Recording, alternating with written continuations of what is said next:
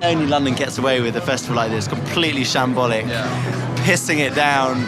You know, no security anyway. Just walk into any of the dressing rooms. Yeah, everyone's kind of having a good time. Everyone's like putting on their makeup and looking amazing, and there's a great lineup. So it should be a good day. I think a lot of care has been put into, you know, the bands that have been placed alongside one another, and I think it's just a really well curated event. If I only knew your name, I'd go from door to door, searching on the crowded streets for the place that I once saw. If I only knew your name, I'd go from door to door. Tell me, have you seen the girl I met just once before? We've been best friends since we were kids, so I think like the times that I've felt most proud and, you know, positive about the band is when we've got on best as mates, you know, and I think right now we're getting on better than ever. One night of love, nothing more, nothing less. One night of love to put my head in a mess. Is that you on the bus? Is that you on the train? You wrote your number on my hand, but it came off in the rain. We just spent 10 days in Berlin before we did Benny Kassim last weekend, actually. And often you go into the studio and you put down your songs and you go and tour them, and they kind of go on and live this other life and they become something different. And so we thought, let's reverse the process and actually do that first, you know, road test them and then go into the studio. And that way the recording process is kind of informed by how those songs work in front of people.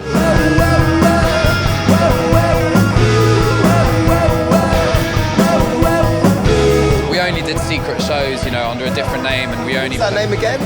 It was the Crystal Wolf Hunters. We just wanted to kind of come up with the most, like... Is it the most ironic sort of like common name? Yeah, just Crystal. There's so many animal bands. I think some kind of pastiche had to be made, so we took it upon ourselves to make the parody. No, we really enjoyed it last year. It was awesome. It was one of the best festivals I think we played, and we played underage as well, and that was equally as good. That was pretty weird. Different. Yeah. It was good though. I think a day festival just works. It's just, I think it's a bite-sized amount, and it's so people can enjoy it and don't have to worry about 3 days later when they're stinking and really hungover. So I think it's just like one flashpoint, and that's why I think it works well. How is life at the moment? How's things going? Life is good, unfortunately. No, it's good. Do you drive for inspiration now if life's an enjoyable thing? Yeah, kind of. I've realised recently that I'm really happy and life is good. And until I open my mouth and start trying to write a song or do an interview about it, I'm really happy. And then as soon as I open, all the negative side comes out, which it's a fundamental part of my personality that I'm trying to change. But to answer your question, life is good and I'm happy. I haven't written a song in 8 months, but you know. Now you've gone and left me, and there's nothing here but a tenner in my pocket and a fridge full of beer. There's an army around the country, we're all stuck in our rooms.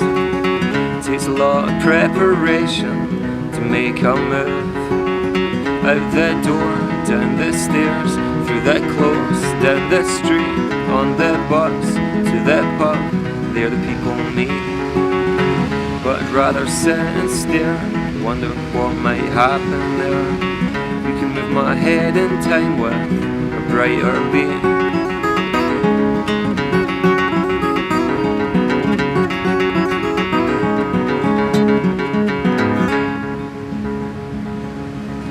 The organisers must have got all the people who work there in a meeting yesterday and said, this is the way you treat people, this is the way you act. And there's no one, everyone's been really friendly, laid back. There's not the usual heavy-handed security or stuff. Everyone's been really friendly. So I just think the whole tone of the event has been probably influenced by the people who are running it. And it's a really nice day. Now they've gone and left me, and there's nothing here but the ghosts of the people who once held dear. We're an army around the country, we're all stuck in our rooms. It takes a lot of desperation to make a move. Out the door, down the stairs, through the close, down the street, on the bus, to the pub, there the people meet. But we'd rather sit and stare, wonder what might happen there. We can move our heads in time with a brighter beat.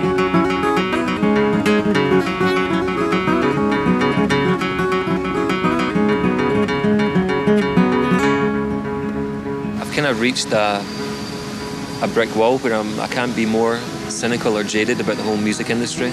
Too many bands, oversaturation of media outlets and everything, which is great, but it's just a general feeling of despair about it. So I think I've reached that brick wall. I'm actually excited now to think about ways to better it rather than just grumble about it and not be stuck in a rut doing depressing songs. What would you like to maybe take from what you've done before and move on with and expand a bit more into, or what do you want to do differently as well? We are basically working with audio samples, aren't putting anything synthesised in. So if we're going to have a sound or electronic sound, we can play it live. Either have it as a short sample that we can put back in. Kind of treat it more like hip-hop samples as opposed to, you know, writing. Yeah, because hip-hop production is kind of more fascinating than contemporary rock sort of production, isn't it? I mean, you know, it's just a lot more multifaceted and it can go anywhere really, can't it? Yeah, it's just the selection. There's this process of selection of just picking out the best bits in records and merging them with other bits and just a beat that's like got a certain feel to it. You know, it might not even be the most in time thing, but that's what's good about it. And then it's just, I don't know, I love it. Yeah, I can talk all day about this. I can go that far away. And if I set them balls too late, my world will segregate down. 'Cause I can eat your heart, and I can eat your heart, and I can eat your heart, and I can beat your heart away, and I can eat your heart, and I can eat your heart, and I can eat your heart, and I can eat your heart. It's the extreme mistakes in a beat that make it really sick sometimes, you know, like something that's like slightly out of whack, like something's too loud in the mix or something, or the hi-hat's like EQ'd really weird. Something's distorting. Yeah, exactly, that kind of gives that beat the quality because you're looping it over a small amount of time. It's got to have something that's catchy about it, you know, I don't know.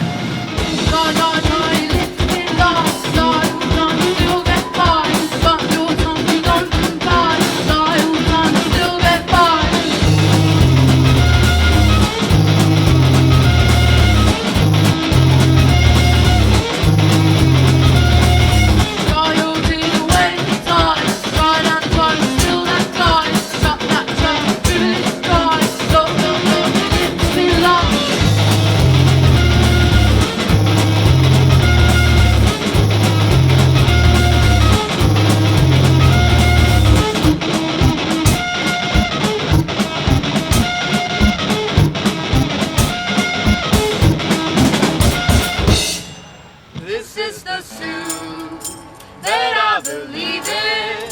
This is the smoke I'm always breathing. This is the way I share my breakfast. This is the way I serve my sentence.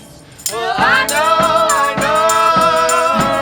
I should lay low.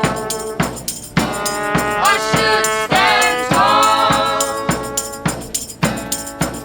This is the beer I'm always growing. I know they're here. I see them going. Her empress tears, they flow so holy. Her goods are here. They gently hold me. Well, who knows? I may come home. Yeah, I may return. This is the way I'm always leaving. This is the song, voice of the evening.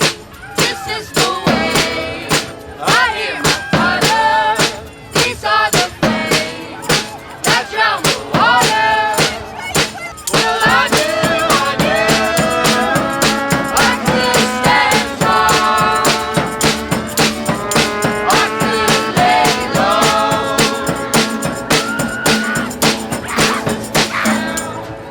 That swims inside me. This is the sound, is what surrounds me. This is the land that grows around me. These are the hands that come in handy. Well, we thought we had a choice. We chose rejoice. We live around the corner, so it's a local festival, so it's kind of nice to be back in England for a weekend and just jump on a bus and come and play a gig down the road. You know, we had such a great time recording and writing last year that we were just itching to get out and play it, really, and that's what we've been doing, you know, for the whole summer.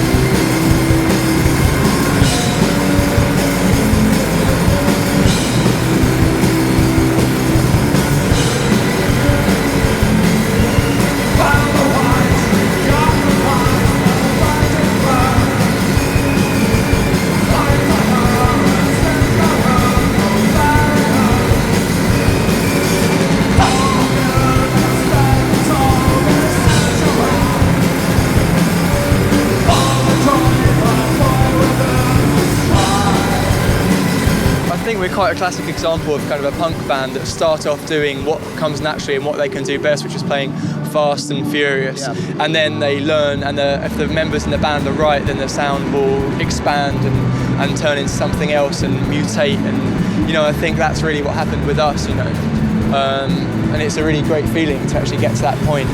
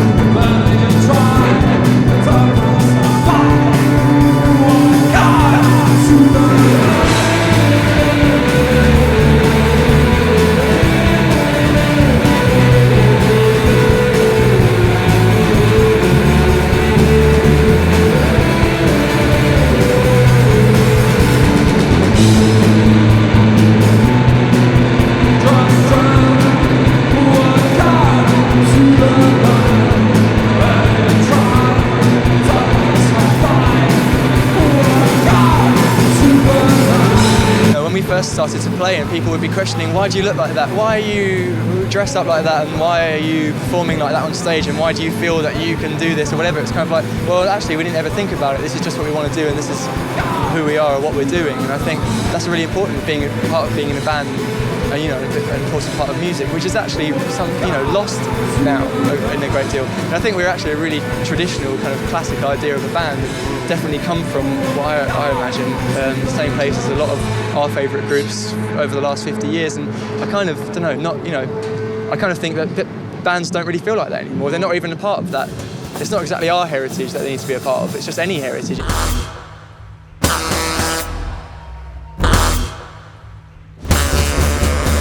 Got a real good energy out there, and it feels like, I think things have come together, and there was a little bit of rain, but overall I think it was, it's been a really great day. What do you think about the lineup this year as well? Like, actually, it's one thing seeing it on paper, but seeing it play out as well. How do you feel it's all worked as well? I think it's worked really well, and it's the best lineup, I think. Most ambitious. The Thing, for example, complete mad free jazz, and the tent was over half full, and people were into it. People weren't leaving. That's a pretty dedicated crowd. I think there's a real, really respectful crowd here that are into music, and that's a really good thing.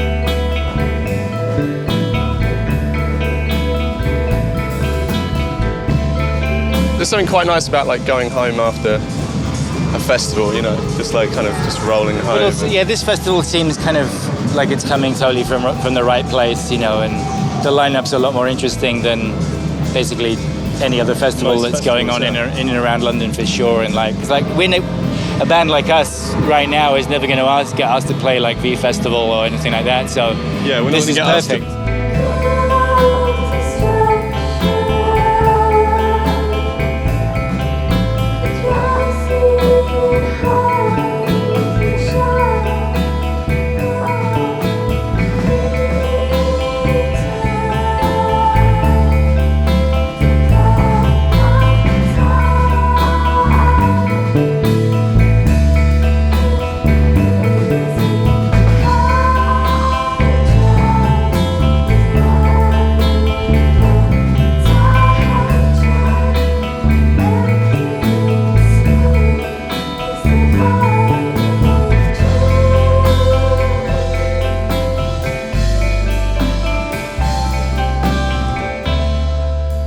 It's an exciting time for you guys, obviously, with the album coming out this month as well. What's it feel like becoming a second album, sort of proper record band? It means we're a real band, doesn't it? Yeah, it means you survived. We have survived. Yeah, well, we'll see.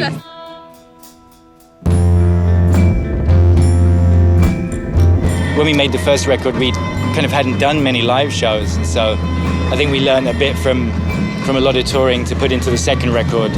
So I think it sort of captures the live essence a little bit better.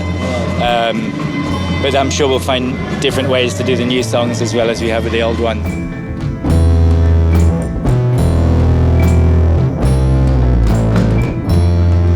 This last record especially feels kind of like a diary, it's recording something that happened over a period of time and then putting a close to it. We were very keen that the record was finished by a certain date. Right. Really? So you set yourself a harsh deadline? We set ourselves a really harsh deadline and sort of obliged to that. And is that because the music? Sorry to interrupt, but is that because sorry to interrupt. Fucking hell, that's hilarious. Music's very hypnotic and it brings emotions out of people, and that's why it's used heavily in religious ceremonies for forever. It's transcendental, and so if we can whip someone into like a trance or a frenzy, I think that's pretty good. Pretty cool. Yeah. Just, I don't know, a bit What you bit can do of it on your own. head bopping. Well, that'll do. Shadowless and new, yesterday to the light, desperate to replay. As we began to trace changing length of days, reddening of the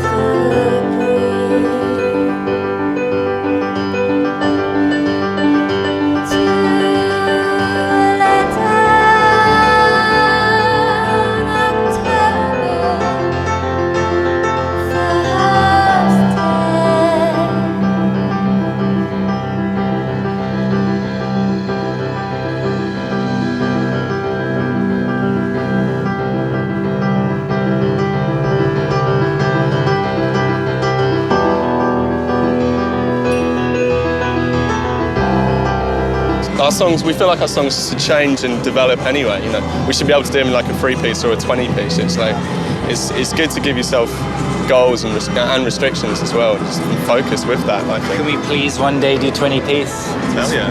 One day. You want to go 20-piece? Can you help somehow? I'm sure we can. There's a bandstand that's got an orchestra playing today. Why don't you just get in there and do some drones? What happens to the good old bloody bandstand? That's what I want to know. Good old bloody bandstand. What happens to a couple of people getting together and having a jig in a bandstand? Andrew Ray! Andrew Ray! What else is very important is that you have small enough marquee areas where people can make a difference.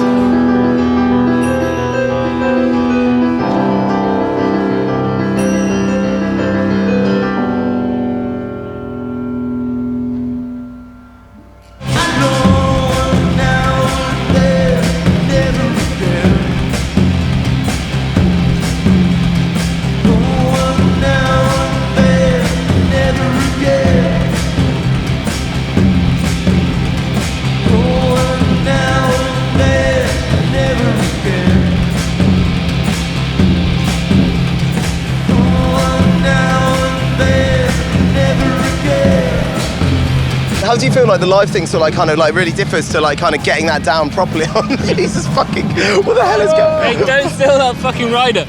We put the marrow on our rider. It's rare that anyone actually supplies it. Yeah, in Filter, yeah, it's a rural thing, isn't it? Yeah, we asked for 3 grams ketchup and a marrow. We got it all.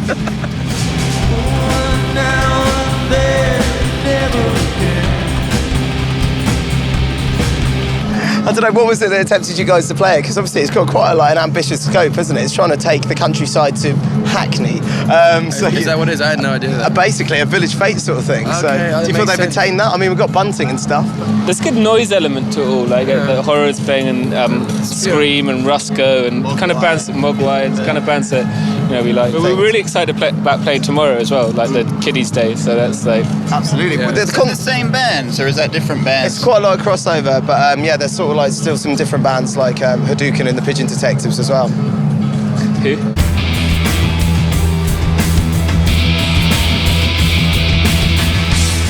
Machine watches over this unfortunate point. A monument for forever versus me and you.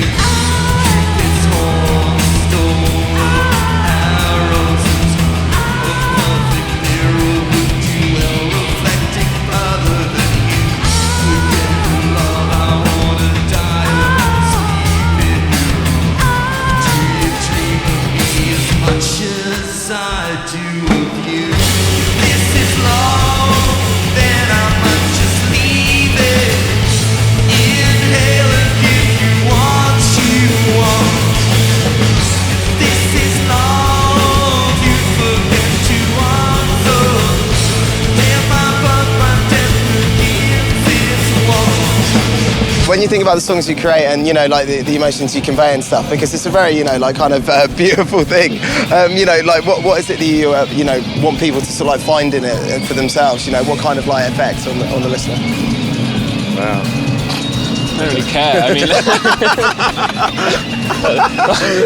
how I want people to think when they listen to the record. Never really thought about it. No, not even that, but maybe sort of like, what would be nice if they came away from it, in terms of the intentions that you're trying to get across? I don't know if it makes them want to go out and have a good time, and I don't know if it gets them laid. I guess that's a good thing. I don't know. It's a weird question. I'm so self-centered. I don't really think about anything else apart from myself.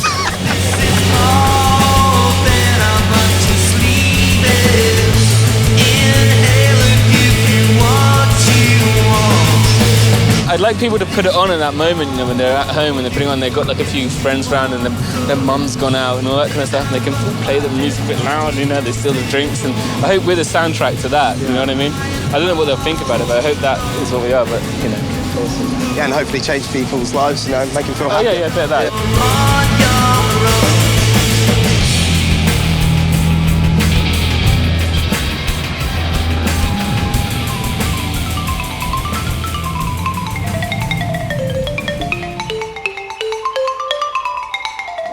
Well, I'm born in a musical family. I'm born in the griot family. And in our countries, the griot are the people who take care of the histories of all West Africa.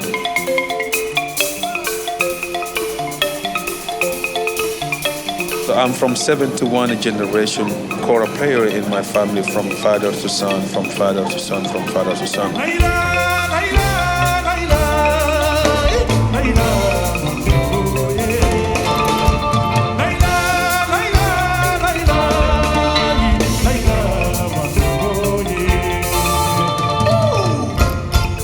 My son, Siddiqui, is the 72nd generation kora player in the family.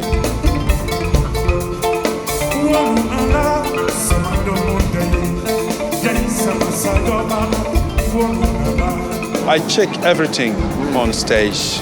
I check the band. I check the music. I check the audiences, I can see people's faces, what they feel about this song coming, what they feel. I check that.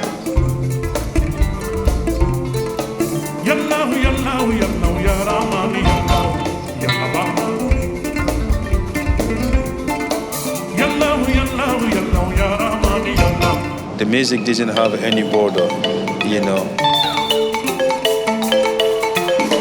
Even it's the blues, jazz, funk, pop music, and music doesn't have any border, and because the G, the C in Africa, it's the same in England, it's the same in the United States, it's the same everywhere. So, I'm happy to see those kind of feedback from the audiences.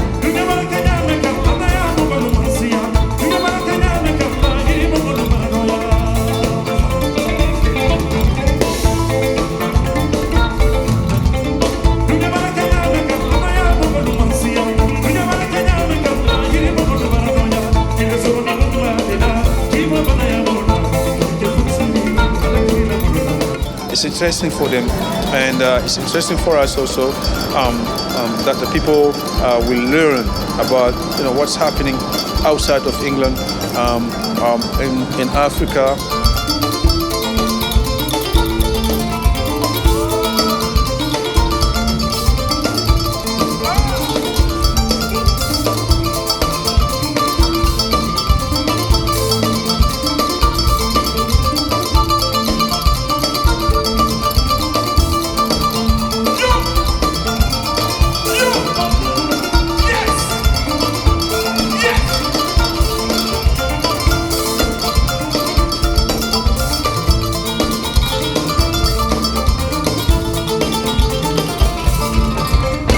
Nobody teach me to play the kora, so kora was a gift for me, and then I'm enjoying.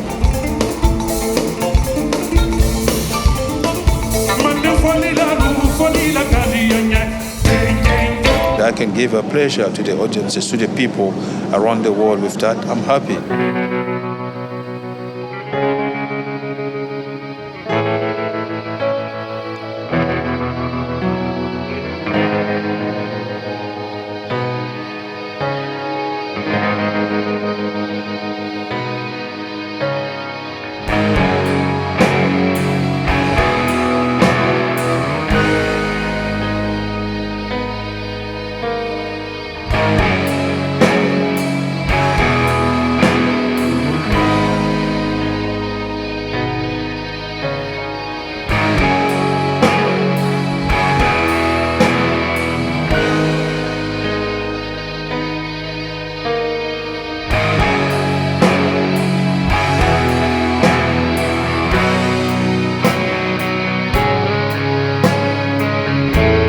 Tom, the promoter, had spoken to us before, but I think we were doing something else that summer, and yeah, I just saw it on TV and I was like, you know what, it looks pretty good. So that would have been us. That's pretty awesome. Yeah, you booked us.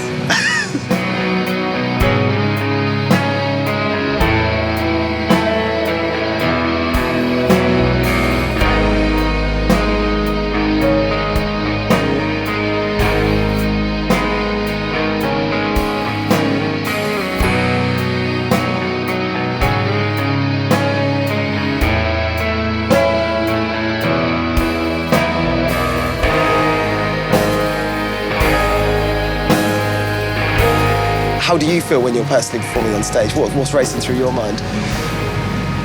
At its best, nothing. When it's going really well, it's just kind of blank and it's just music, you know.